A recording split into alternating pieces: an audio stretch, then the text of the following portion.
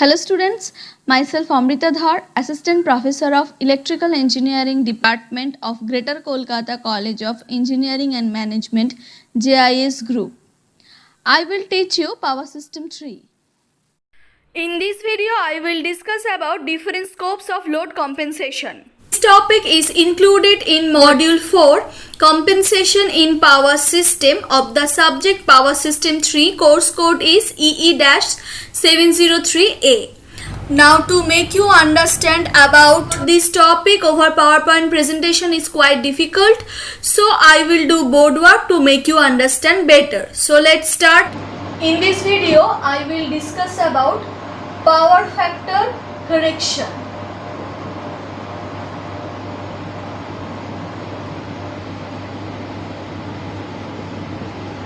Now in the previous video I discussed about load compensation and objective of load compensation, and the prime objective of load compensation is to control the reactive power, and we subdivided the scope of load compensation into three components, and the first component is power factor correction.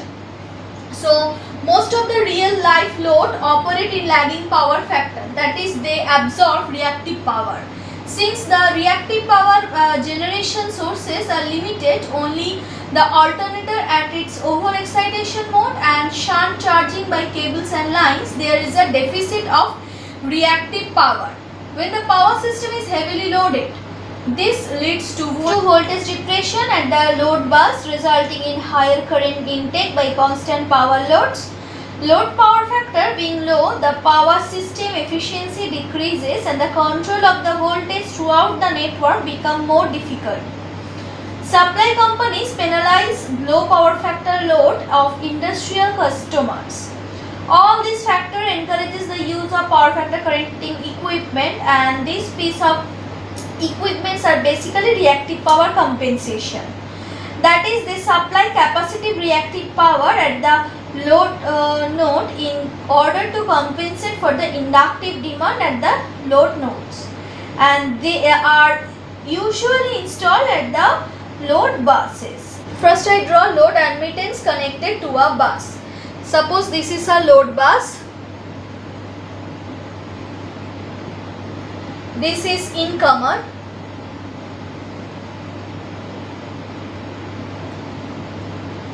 This is the voltage V at load bus. YL is the admittance connected to load bus, and IL is the load current. Okay, and the phasor diagram of this circuit is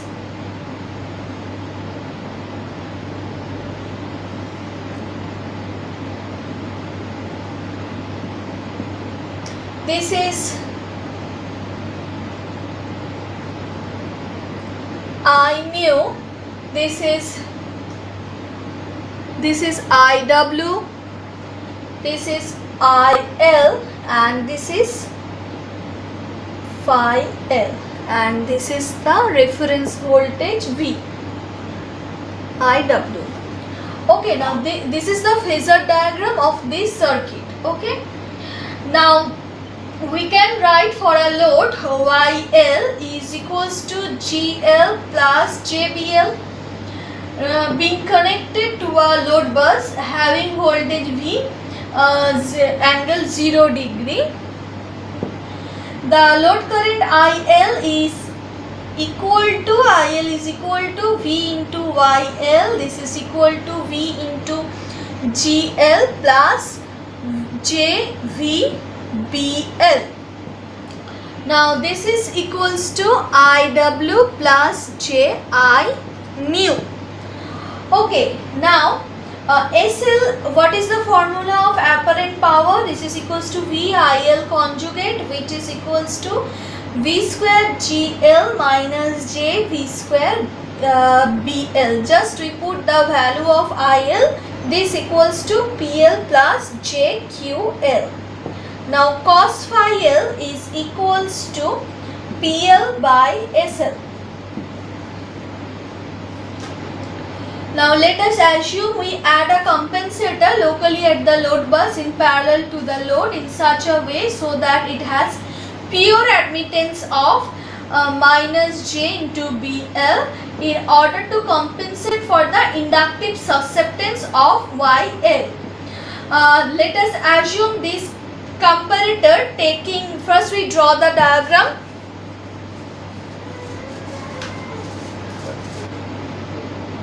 Now just we connect a capacitance and this draw a current IC. Compensator takes current IC and the total current is IL, and here compensator added to load bus, and if we draw the phasor diagram of this circuit, this is V, reference voltage. We take this as a reference, this is IC and this is IL, this is IW.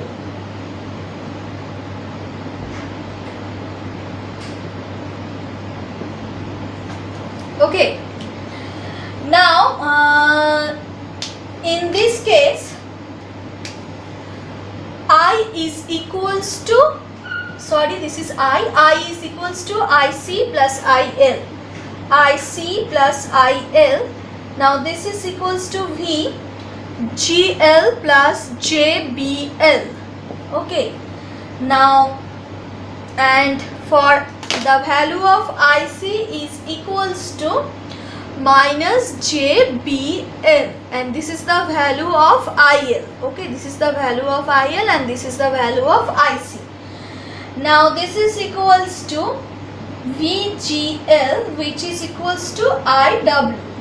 Okay, so here the value of IC is minus J into BL,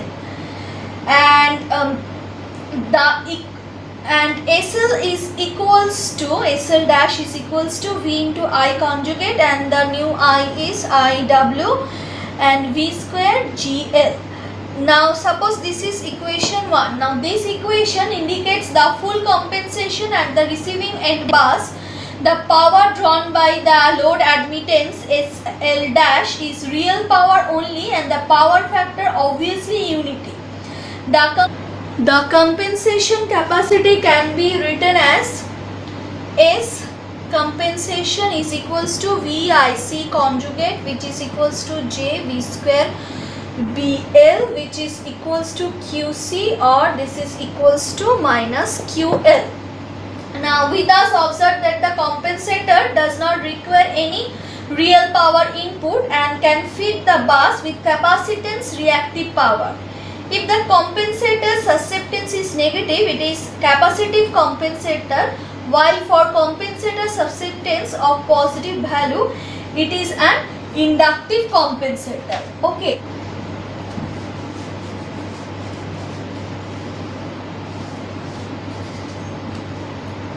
Value of QC is equals to SL sin phi L, which is equals to SL root over 1 minus cos square phi L, and this is second equation. Equation 2 can be used to obtain this the compensator rating, while equation 1 may be used to find the compensator susceptance. It may be noted that if QC is less than QL,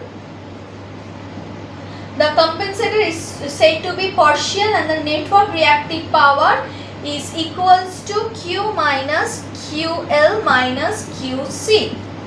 Okay, now we solve a problem. So the problem is an industrial 3-phase load bus draws power of 100 plus J50 kilovolt ampere. If the bus voltage is 400 volt line to line, find the compensator rating per phase. What is the compensator susceptance? So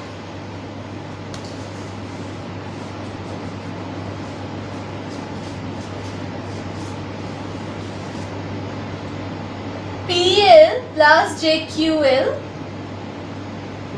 is equals to 100 plus J50. It is given. Okay, now SL is equals to 11. The magnitude of SL is equals to 111.803 kVA. Cos phi L is equals to 100 by 111.803. This is equals to 0.894. Now compensator rating per phase is equals to compensator rating per phase is equals to QC per phase is equals to SL by 3 sin QL. Now this is equals to 111.803 by 3 root over 1 minus 0.894 square, which is equals to 16.67 kVAR. Now the compensator susceptance,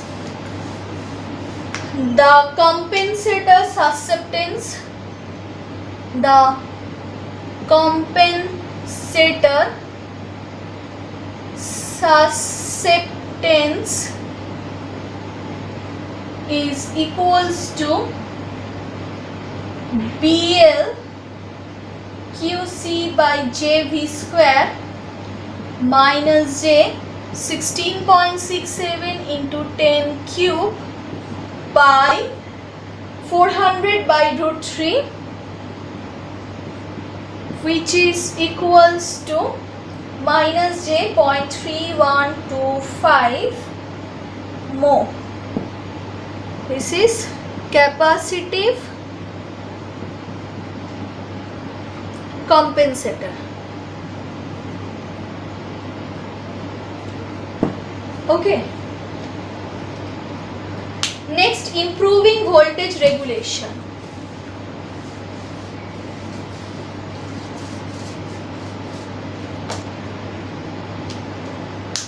Next, improving voltage regulation.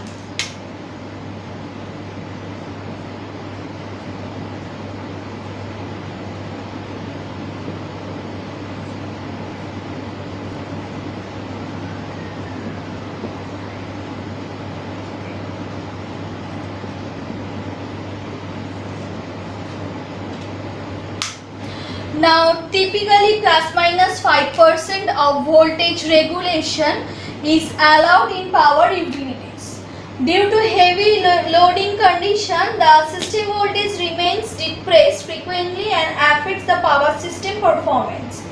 The most ideal way to improve the load bus voltage and thereby reducing the voltage regulation within limit is to increase the size and number of generating units as well as by increasing the interconnection. However, this method has got inherent limitation at its cost and it is costly and increases the fault level. On the other hand, it is better and economical to opt for reactive power management at load bus to apply compensation.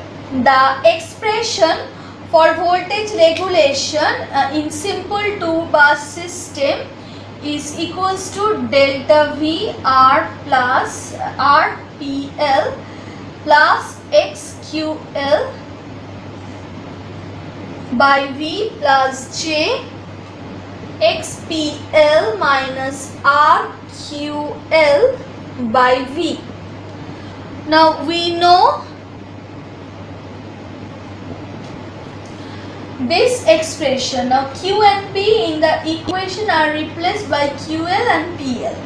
Now we have termed delta V dash as the in phase drop while delta V double dash in the quadrature drop. Thus the voltage regulation is a function of both this drop and subsequently depends on magnitude and phase of the bus voltage V and the load current. In other words, the voltage changes depends upon the both real and reactive power of the load, precisely more on reactive power demand because delta V dash is quadrature with the reference voltage V, and it's only differ the phase of sending end voltage. Now once of receiving end voltage compared to sending end voltage. Now by installing a reactive power compensator in parallel to the load, it is possible to make E is equals to V. That means sending end the voltage regulation is equal to 0. And this is purely reactive compensator, and QL in the equation voltage regulation is replaced by Q, where Q is equals to QL plus QC. For heavy inductive loading, QL is positive and the compensation is negative. This is positive and this is negative for heavily loading. Okay, the compensator being a pure capacitance. And on the other hand, in order to compensate the Ferranti effect, that means under no load or light load period, where delta V is equals to E minus V is negative, this is negative, that means the sending end voltage is less than the receiving end voltage.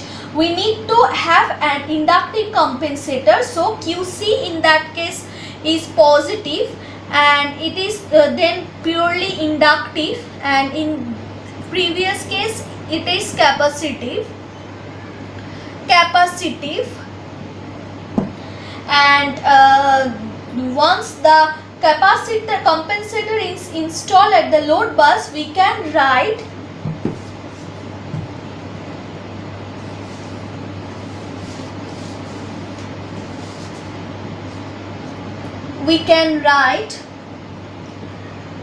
E square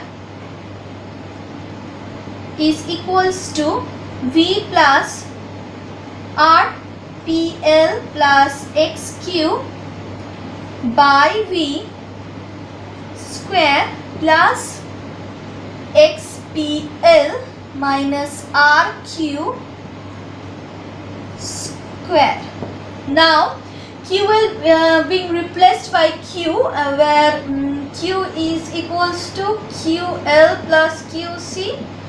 So rearranging this equation, R square plus X square into Q square plus 2V square X into Q plus V square plus RPL whole square X square PL square minus E square V square. Let assume A is equals to R square plus X square, B is 2V square X, and C is V square plus RPL square plus X square PL square minus E square V square.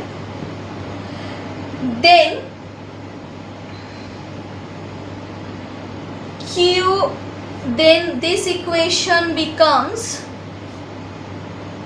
AQ square plus BQ plus C, and from this equation plus C equals to 0, and from this equation the value of Q is equals to minus B plus minus B square minus 4AC. We all know this formula by 2A.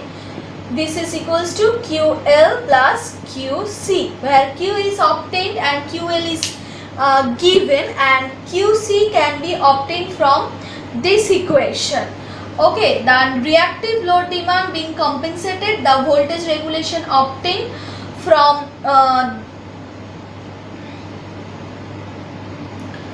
this equation is given by delta V is equals to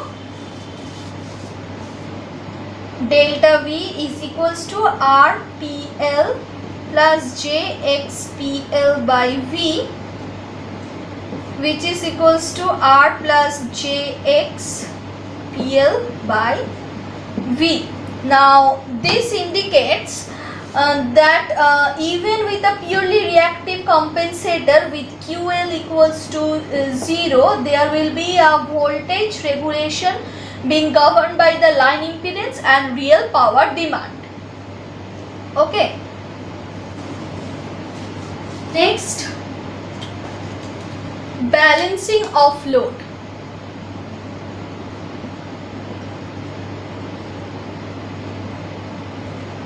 Balancing of load.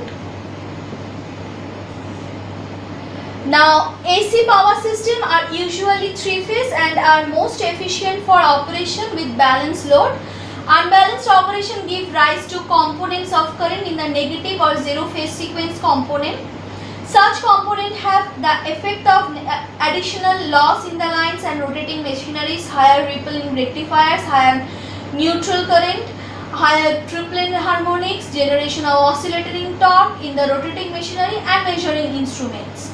Electric furnace, hoist, particular type of power, electronic devices, etc. are all loads that they may create severe unbalancing. Compensators should be designed accordingly so that they have dynamic capability to compensate for this unbalance. Now, thyristor control compensator are used in the distribution side to compensate for this load unbalancing. First, I draw the diagram.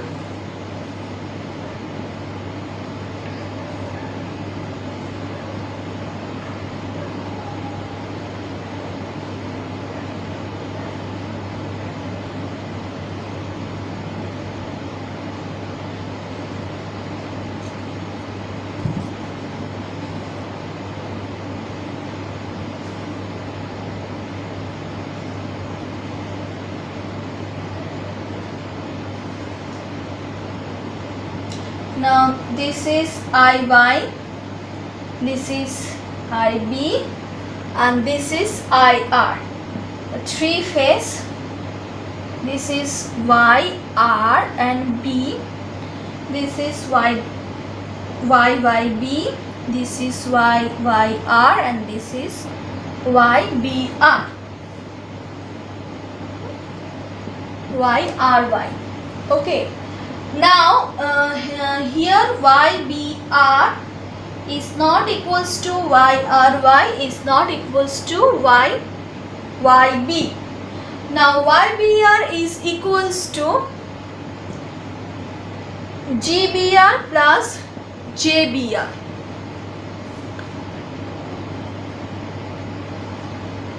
YRY is equals to GRY plus JRY and YYB is equals to GYB plus JBYB. Now the power factor of each phase can be corrected to unity by connecting compensating admittance in parallel to load impedance such that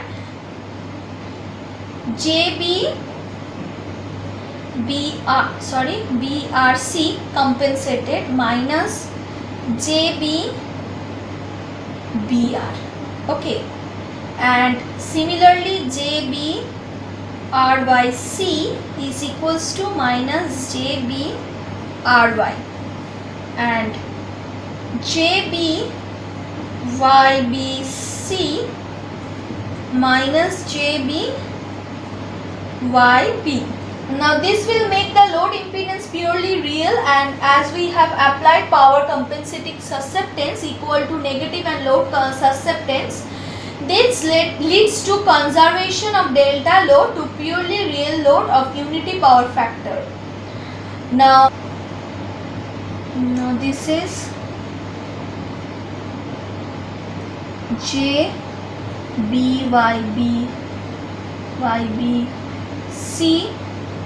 This is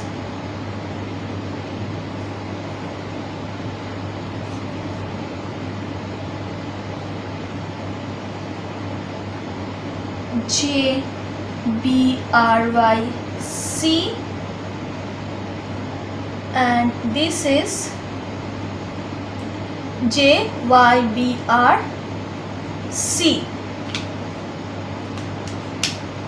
Now this will make the load impedance purely real as we have applied parallel compensating susceptance equal to negative of the load susceptance. Now this lead to conversion of delta load to purely real load of unity power factor.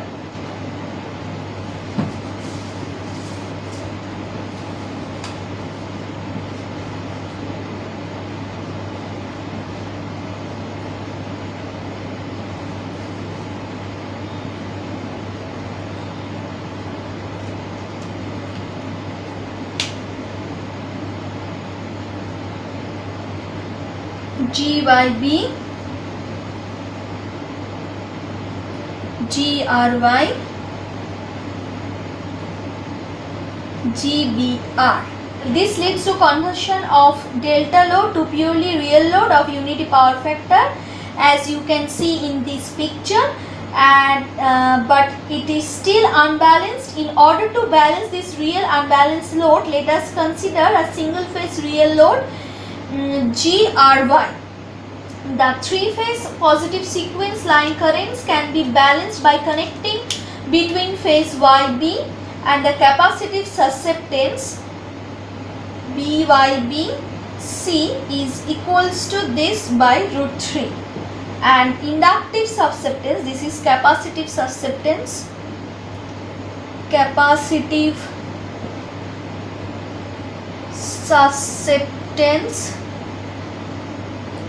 and this is inductive susceptance BBRC is equals to just minus GRY by root 3 between B and R. Okay, and this is between Y and B. So again we modify this diagram.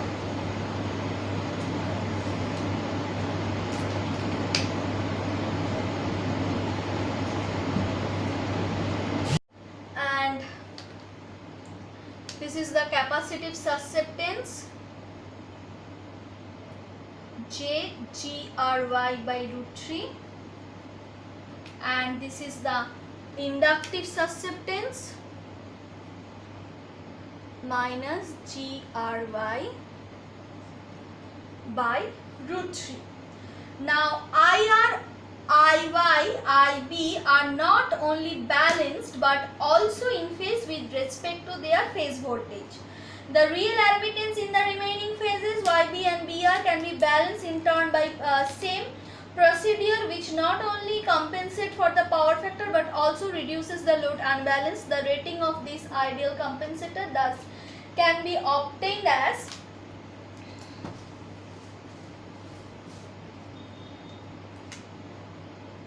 BRYC is equals to minus BRY plus GBR minus GYB by root 3.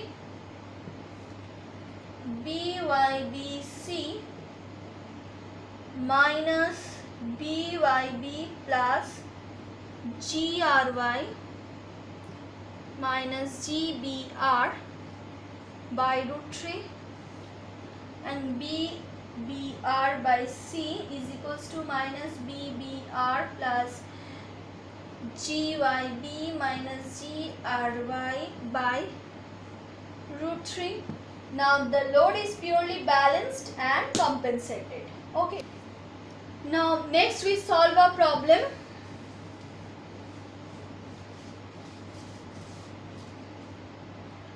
An unbalanced delta connected load is connected across a 50 Hz 3-phase 400 volt AC supply.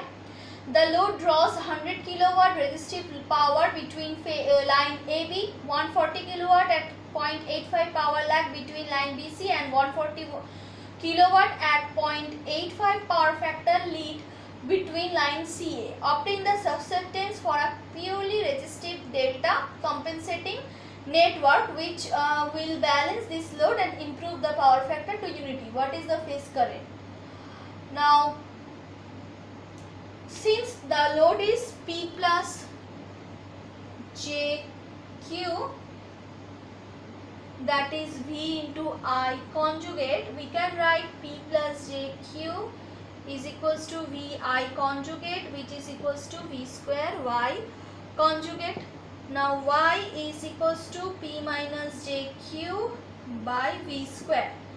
Now YAB is equals to 0.625 plus J0 Siemens equals to GAB plus JBAB. YBC is equals to 140 minus J 86.74 into 10 cube by 400 square. As 140 kilowatt at 0.85 power factor, lag means 140 by 0.85 sin 31.78, that is 86.74 kilowatt. Okay, and YBC so is equals to then 0.875 minus J 0.542 Siemens GBC plus JB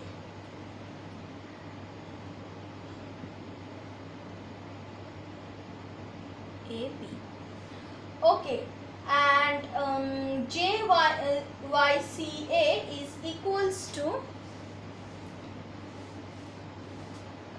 and YCA is equals to 140 plus J 86.74 into 10 cube by 400 square, which is equal to 0.875 plus J 0.542 Siemens.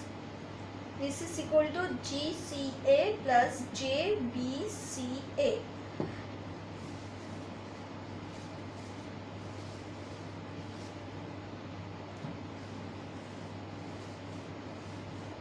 So here the load is leading, so we can write BABC is equals to minus BAB plus GCA minus GBC by root 3, which is minus 0 plus 0.875 minus 0.875, which is equal to 0 Siemens. BBC minus BBC plus GAB minus GCA by root 3, minus of minus 0.542 plus 0.625 minus 0.875 equals to 0.292 Siemens. And here's suffix C means compensator susceptance, and the resultant G is GAB plus GBC plus GCA, which is equal to 0.625 plus 0.875 plus 0.875. This is equals to 2.375 Siemens, and I phase is equals to 400 by root 3 into 2.375, which is equals to IL by root 3 equals to 548.498 ampere. That's all from today's class. If you have any problem, please contact with me. My contact details is given on the first slide. Thank you.